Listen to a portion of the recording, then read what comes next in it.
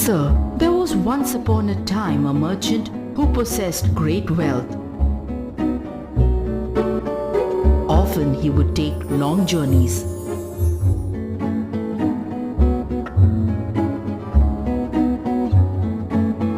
One day, he took some biscuits and dates and passed through a desert.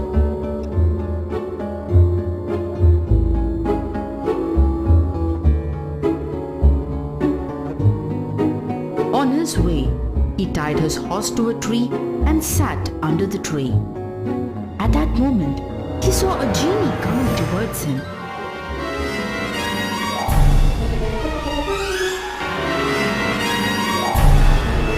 Arise! Let me kill you as you have killed my son. The merchant was terrified at the hideous face of the monster. Sir, what have I done to you to deserve death? I shall kill you as you have killed my son. But how could I have killed your son? I do not know him and I have never even seen him. When you arrived here, did you not sit down on the ground? And did you not take some dates from your wallet, and whilst eating them, did you not throw the seeds? Yes, I certainly did so. Then I tell you that you have killed my son. For whilst you were throwing about the seeds, one of them struck him in the eye and killed him. So I shall kill you. Sir, please forgive me. I will have no mercy on you. But I killed your son unintentionally, so I request you to spare my life. No! I shall kill you as you killed my son. He seized the merchant by the arm, threw him on the ground and lifted his knife to cut off his head. But what happened? The Sultan was very eager to know the end, but by that time the moon started settling down behind the skies and the sun was about to rise.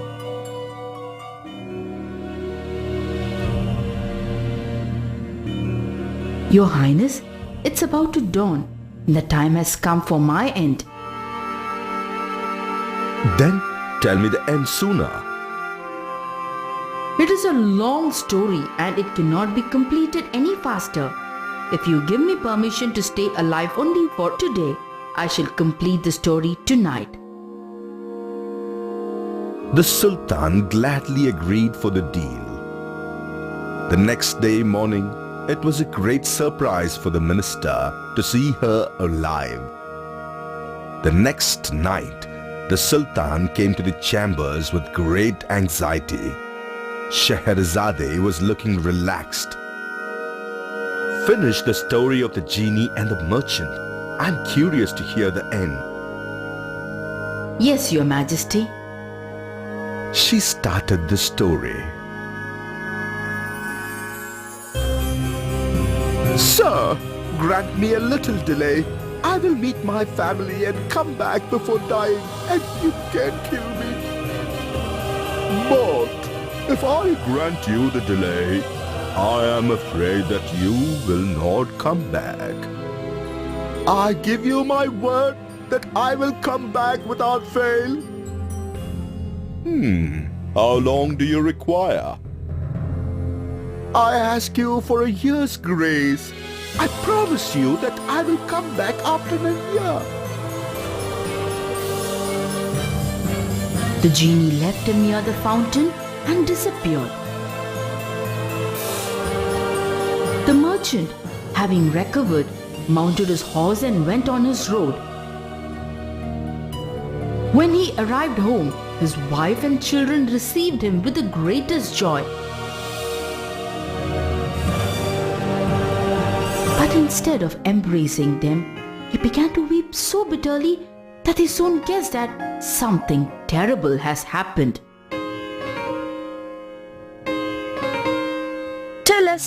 What has happened? I have only a year to live.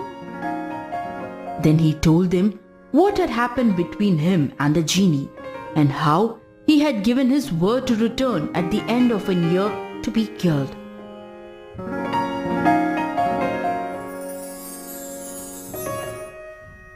When they heard this sad news, they were in great sorrow and wept.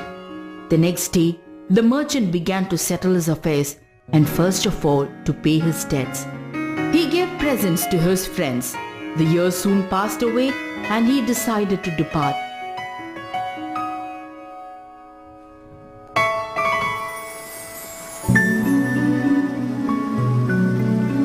He reached the fountain of the desert and waited for the genie. At that time, a young man came near him.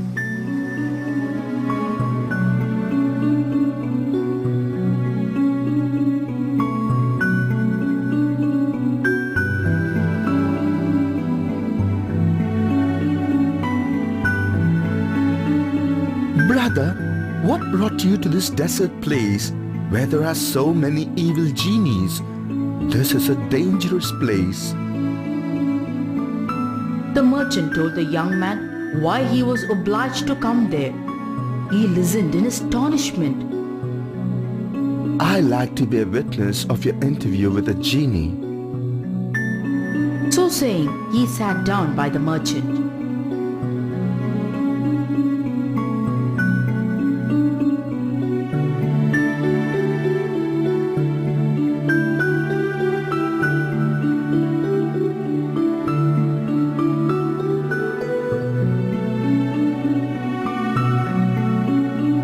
Who are you?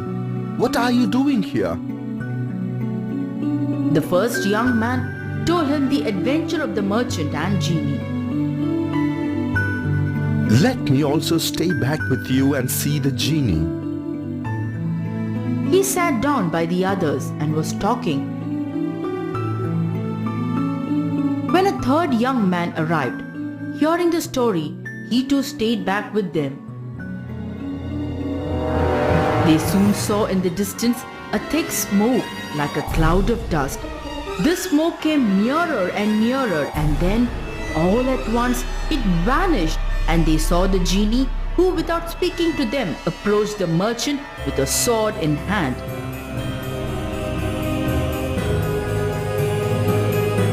Get up! I will kill you as you killed my son. The merchant and the three young men began to weep and groan. O Prince of the Genie, I beg of you to calm down and listen to a story of mine. If you feel that the story is more interesting, then you should lessen the punishment for the merchant. Genie thought for a while. Very well. I agree to this. Sir, the stick you see on my hand is my wife. We have no children of our own. Therefore, I adopted the son of a favorite servant and determined to make him my heir. But my wife did not like the mother and child. When my adopted son was about 10 years old, I was obliged to go on a journey. Before I went, I entrusted to my wife both the mother and the child and asked her to take care of them during my absence, which lasted a whole year. During this time, she studied magic in order to carry out her wicked scheme. When she had learnt enough, she took my son into a distant place and changed him into a calf. Then she gave him to my steward and told him to look after a calf she had bought. She also changed the mother into a cow, which she sent to my steward. I returned after a few months. Where is my son? Your servant has died and your son. I have not seen him for 2 months, and I do not know where he is. I was very upset and hoped that I will meet my son soon. Days passed and the feast of Bakrid came. Stewards, get a big cow for sacrifice. He did so, but the cow that he brought was his unfortunate servant. He bound her, but just as he was about to kill her, he saw that her eyes were streaming with tears. He left the cow. Why did you leave the cow? Kill her first. Take her away and kill her. I cannot kill the cow. The steward killed her, but on skinning her, found that she was nothing but bones, although she appeared so fat. Keep her for yourself, and if you have a fat calf, bring her instead. In a short time, he brought a very fat calf, which was his son. It threw itself at my feet with its head on the ground. Go, take back this calf, take great care of it, and bring me another one in its place instantly. What are they doing? Sacrifice this calf. I remained firm. I did not want to kill the calf. I had another calf killed. This one was led away. The next day, the steward wanted to speak to me in private. I have come to tell you some news. I have a daughter who knows magic. Yesterday, when I was leading back the calf which you refused to sacrifice, I noticed that she smiled and then directly afterwards began to cry. I asked her why she did so. She told that this calf is your son and the cow was his mother, who was sacrificed yesterday, and all this has happened because of your wife. I could not control my anger. I met the steward's daughter. Can you change my son to his original form? I will change if you could give me two promises. One, I should marry your son. Second, I should punish your wife. Do as per your wish, but spare her life. Then she took a vessel of water and pronounced over it some words I did not understand.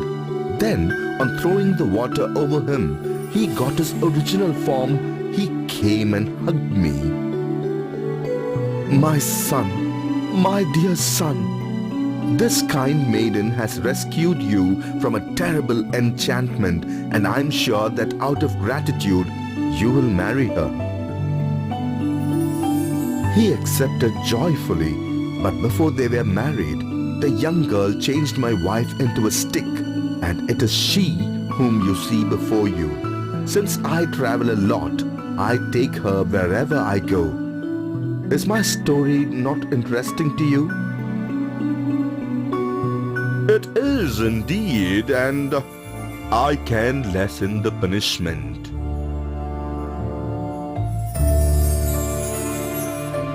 When the first young man had finished his story, the second, who was leading the two black dogs, approached Genie.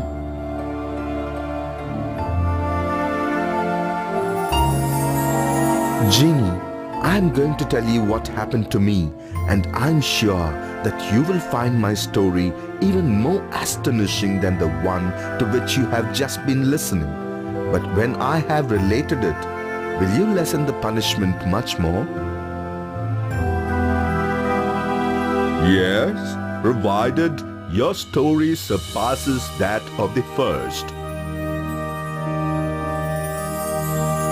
With this agreement, the second young man began in this way.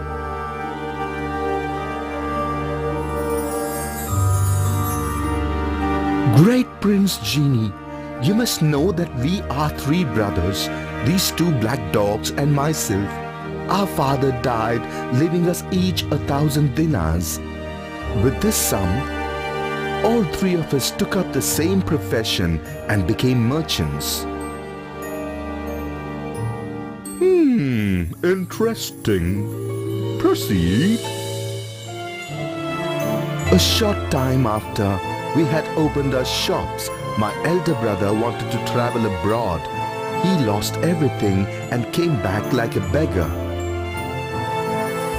Brother, what happened to you? Do not question me. Do not worry. I closed down my shop, paid him every attention, taking him to the bath, giving him my most beautiful robes. I examined my accounts and found that I had doubled my capital, and I gave my brother half. He accepted them with joy, and we lived together as before. Later, my second brother wished to sell his business and travel. My eldest brother and myself tried to stop him, but it was of no use. He too came back like a beggar after a year. I gave him money to open a new shop. Now he is fine. One day, my two brothers came to me. You join with us and all of us will go on sea voyage. What? Brother is right. We can go and get more money. We will lose everything. We are safe now. Do you want me to stand on the streets?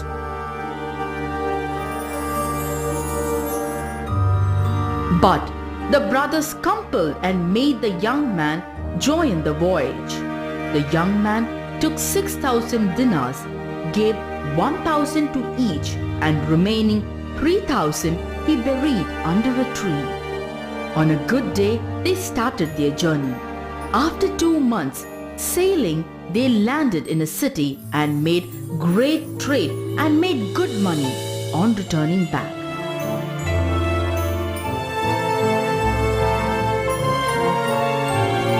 A pretty girl with poor clothes called on him.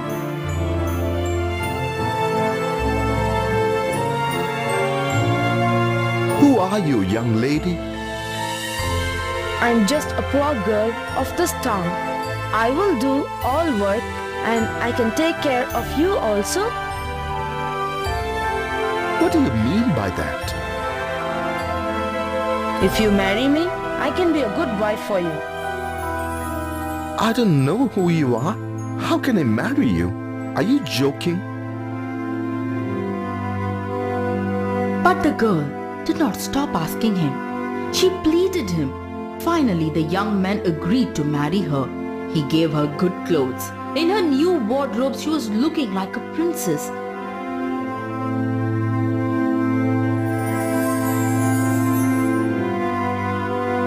You look pretty. You have good qualities, but why were you in poor clothes? I'm not a poor girl. I'm a fairy. I saw your concern for your brothers. I wanted to live with you, but you were too good to accept me in my poor state. I am blessed by God to have you. The young man's brothers were jealous of the girl. Not knowing the truth, they threw both their brother and his wife in the sea. Since she was a fairy, she brought the young man to the shore and put him on the roof of his house. The young man woke up. What happened? Where am I? The fairy appeared before him. Your brothers have thrown us in the sea, but I brought you here. I have to teach them a lesson. Please spare their lives. The fairy disappeared. When the young man returned home, he saw 2 dogs at his house with sad looks. The fairy appeared before him. These 2 dogs are your brothers. They will get back their own original forms after 10 years. It's 10 years over. I'm in search of the fairy to get my brother's usual form. Is my story not interesting to you? Yes, I will lessen the punishment of the merchant to your wish. On hearing this, the third man came up to Genie. Genie, I don't have any story to tell you. All I wish is that you should have pity on this merchant and leave him. You need not tell any story. I am immensely pleased with your concern for this merchant, even though you don't know him. Hey merchant, you should thank these 3 men for sparing your life. Merchant was in tears. Thank you, Genie. Thank you, my dear friends. All the 3 men and the merchant were very happy. The merchant returned home and had a long life with his family.